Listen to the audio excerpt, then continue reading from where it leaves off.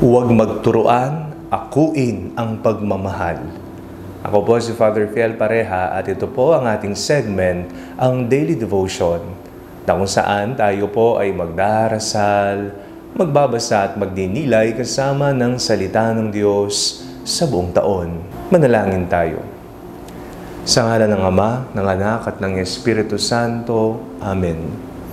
Halina, banal na Espiritu, liwanagan mo ang aming puso at isip nang maunawaan at may sa buhay namin ng iyong salita. Amen. Our Bible passage for today is from the Gospel of St. John chapter 21 verses 20 to 25, and I read it for you. Peter turned and saw the disciple whom Jesus loved following them.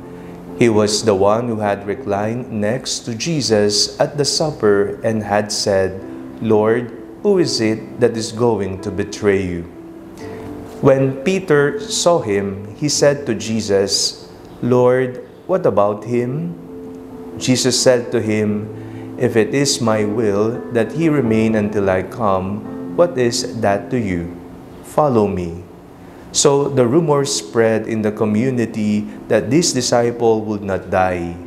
Yet Jesus did not say to him that he would not die, but if it is my will that he remain until I come, what is that to you? This is the disciple who is testifying to these things and has written them, and we know that his testimony is true. But there are also many other things that Jesus did.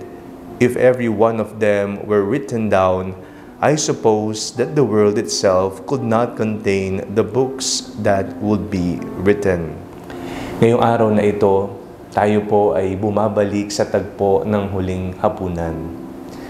Sa huling hapunan, doon nagturuan ang mga alagad. Sino nga ba ang magtataksil sa ating Panginoong Hesukristo? Siya po ba? Ito ang tanong ng isa sa kanyang mga alagad.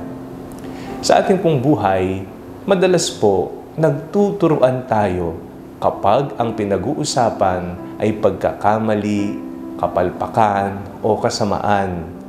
Nagkukulang sa pag-ako ng responsibilidad at pananagutan. Kahit na alam mo sa sarili mo minsan na ikaw ang nagkamali at nakagawa ng hindi tama, aba ang tao nagtuturuan, nagsusumbungan, nawawalan ng pagyakap sa tunay na kaganapan. Ngayong araw na ito, tayo po ay pinapaalalahanan ng Diyos na akuin ang ating responsibilidad. At ano po ang ating responsibilidad bilang kanyang mga tagasunod? Ito po ay ang responsibilidad ng pagmamahal. We are all responsible to our brothers and sisters through loving them, taking good care of them, because Jesus once said to us, "Love one another as I have loved you." Magmahalan po tayo at huwag po tayong magturuan. Sana po dumating ang panahon na paunahan sa pagmamahal, hindi nagtuturuan kapag may pagkakamali ang isa sa atin. Manalangin tayo. Panginoong Hesukristo, patatagin mo ang aming mga puso sa paggawa ng tama at pagmamahal sa aming kapwa. Amen. Sa ngalan ng Ama, ng Anak at ng Espiritu Santo. Amen. Huwag po ninyong kalimutang i-like ang video ito, mag-comment po kayo and share it with your family and friends. Ang Panalangin Bago Matulog ay may sariling Facebook page na po.